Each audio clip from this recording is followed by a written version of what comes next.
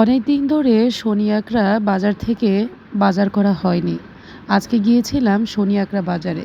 কিছু সামুদ্রিক মাছ, দেশি মাছ, রুই মাছ আর হচ্ছে শক্ত মুরগি ৩ কেজি ওজনের একটা মুরগি নিয়ে এসেছিলাম। ওইখান থেকে টুকরা করে নিয়ে এসেছিলাম। আসসালামু আলাইকুম দর্শক বন্ধুরা, ওয়েলকাম টু মাই পেজ। আশা করি যে যেখানে আছেন সবাই ভালো আছেন। আমিও আলহামদুলিল্লাহ আপনাদের দোয়ায় ভালো আছি।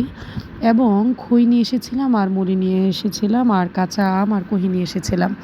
আর আমার ছেলেটা মুরগি ছানা নিয়ে খুব সুন্দর করে এনজয় করছে। আসলে ও কিন্তু একদম ছোট বাচ্চার মতো। এখনকার বাচ্চারা যারা বোঝে, পাকা তো পাকাই। মুরগির বাচ্চা নিয়ে এসে মাঝে মাঝে খেলাধুলা করে। এর মধ্যেই চলে আসলো আমার ভাগিনীরা। ওদের জন্য কিছু বিকালের নাস্তার আয়োজন করেছিলাম।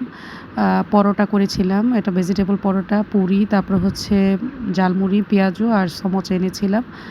তো ওরা চলে গিয়েছে আর আমার শাশুড়ি মা দেখলাম বোম্বাই মরিচের আচার, তেঁতুল, কাঁচা মরিচ, বোম্বে মরিচ আর হচ্ছে রসুন দিয়ে আর হচ্ছে আম কুচি কুচি করে শুকিয়ে রেখেছিল একটু রোদ্রের তাপে। তার মধ্যে কি সুন্দর কালার লাগতেছে, কালারফুল। আচারটা মূলত আমার জন্য করা হয়েছে। আমি মাঝে মাঝে ভাত দিয়ে একটু টেস্ট করে খেয়ে দেখি। মাঝে মাঝে যখন একদম এই গরমে রুচি লাগে না, আর যখনই অরুচি লাগবে তখন কিন্তু এই বোম্বাই মরিচের আচারটা, ওহ, একটা সুন্দর স্মেল আসে। যদিও আমি মরিচকে খুব ভয় পাই, তারপরেও এই বোম্বাই মরিচের স্মেলটাই আসলে অনেক সময় অনেক কিছু। তো আম্মা আজ তো বোম্বাই মরিচের আচার দিয়ে দিয়েছিল। আর আমার শাশুড়ি মায়ের হাতের আচার অনেক টেস্ট এবং ইয়াম্মি হয়।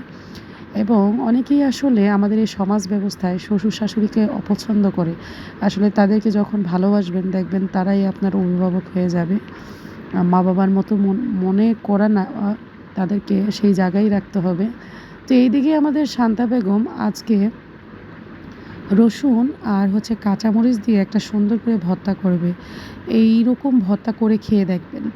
তো বিকালবেলা লিয়ানা বলতেছিল, শান্তা আন্টি আমাকে একটু পুডিং বানিয়ে দেন। অনেক দিন ধরে পুডিং বানানো হচ্ছিল না। মেয়েটা অনেক পছন্দ করে পুডিং। এখানে যে কালো কালো যেই অংশটা দেখতে পাচ্ছেন, এটা হচ্ছে এলাচির গুঁড়ো। এলাচটা গুঁড়ো করে শান্তা দিয়ে নিয়েছিল।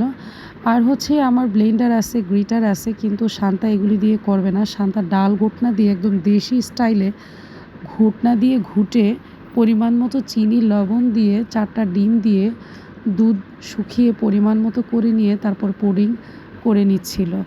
তো পুডিংটা মোটামুটি বেশ ভালোই হয়েছে। 2টা হয়েছে পুডিং।